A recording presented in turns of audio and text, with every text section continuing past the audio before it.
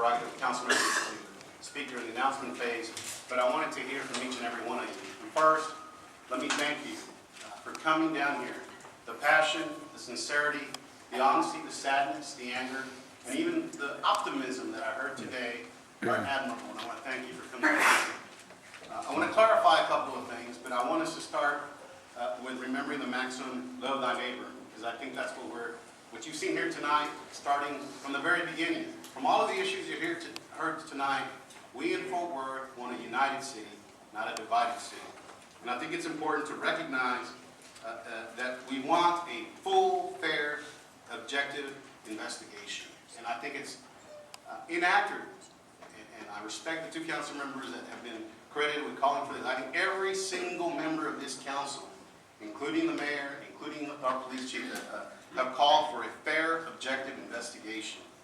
Some of us were gone on vacation during the 4th of July break and the summer recess. When I learned of this incident, while I was vacation floor with my family, I immediately asked the chief and our city council and staff for a briefing. In defense of the chief, he was relying on police reports. Police Chief Halstead is a man of honor and integrity. He will conduct and he will make sure that there will be a full, fair, objective investigation. The mayor has called, and this council supports the review by the U.S. Attorney's Office. And I want to be clear that in Fort Worth, we are a city that values diversity, intolerance, and inclusion. Having said that, what has happened at the Rainbow Lounge has led to what I call a crisis in our community. A crisis of confidence, if I may borrow from Jimmy Carter, right? But we can overcome that, and I think we will. And I want to show that we in Fort Worth are very proud of our city. Oh, yeah. We're very proud of our city. And I respectfully disagree that we're in 1969. No. 40 years have passed in this country, in this city, in this state. We have made tremendous progress in this city, this state, and this country on the issue of equal rights for all. And we just had the 4th of July, the wonderful document, the Declaration of Independence, that applies to everyone in our country. We hold these truths to be self-evident, that all men and women are created equal, that they're endowed by the Creator with certain inalienable rights, such as life, liberty, and the pursuit of happiness.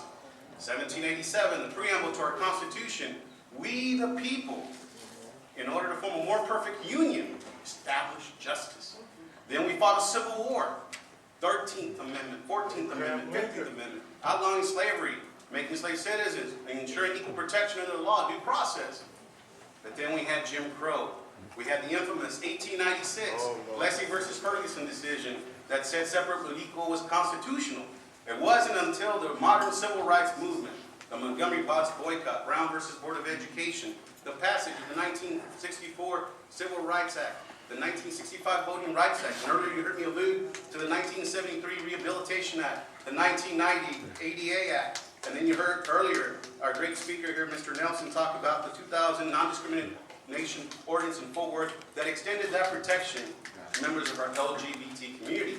But you know what? We still have work to do. Mr. Nelson was right. We must change attitudes in this country.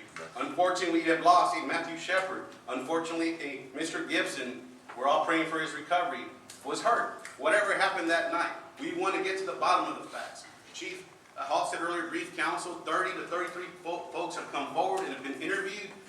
The police department is conducting a very detailed investigation. And the LGBT community is a diverse community. There are LGBT members of color throughout our city, Hispanic, African American, Asian, of all persuasions, political viewpoint, religious background. We have LGBT members that are very, very diverse. And then here in Fort Worth, we're getting all this negative press, and because of the way this issue has been portrayed in the media, let us not forget that in 2007, voters in District 9 in this great city of Fort Worth elected the first openly gay members of the city.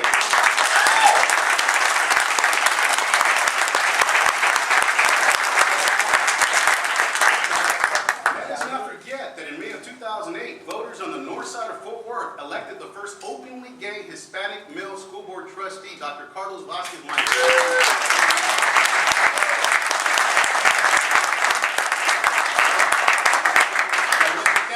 Let us not forget that the Q Cinema Festival is held at a city-owned facility called the Rosemarine Theater, managed by Artes de la Rosa, a strong arts group, one of the best-run, award-winning arts organizations in the country.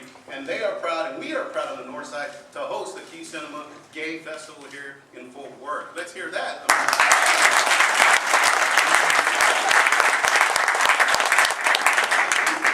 Mr. Burns has been the leader on this issue. I think that he was going to make his normal announcement, and he was going to wait till all the comments were made before he commented. But I can tell you that working with him and working with Dr. Voss, working with every single member of this council, the council cares. I think it's unfair to say that only 2 council members have shown leadership on this issue. I think the whole council has come together. I think Fort Worth is coming together. I certainly support the issue of diversity training. I think Chairman Tucker of our Human Relations Commission was right. We have members of our families. We have friends that are LGBT. And you know what? I hear the fierce urgency of now. I remember Dr. King's letter from Birmingham Jail. We was told to wait. That all across this country, there is hope. We are making progress. What happened at the Rainbow Lounge, we'll get to the bottom of that. And as Police Chief Halsted said, there will be consequences if there was inappropriate conduct. He was relying on a police report. He's trying to get to the bottom of the facts. Was that police report accurate? So, in closing, I want to thank all of you. And if I may borrow and paraphrase Bobby Kennedy, one of my heroes, I'm going to modify one of his quotes. Each time a person stands up for an ideal or against an injustice, it creates a little ripple. And together, those ripples coming together create a wave. And that wave can come and change the attitudes of intolerance in our city, state, and country. Thank you. God bless you. God bless you.